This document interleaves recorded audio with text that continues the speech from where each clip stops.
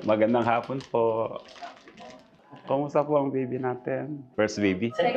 Congratulations po sa inyo. Ako po si Paulo Zorilla.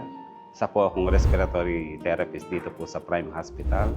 Sasamahan ko ngayon si Dr. Paulo sa pagbisita ng isang pasyente as part of a community initiative by UAE Nation aimed at reviving the Emirati tradition of visiting patients and bringing comfort and support.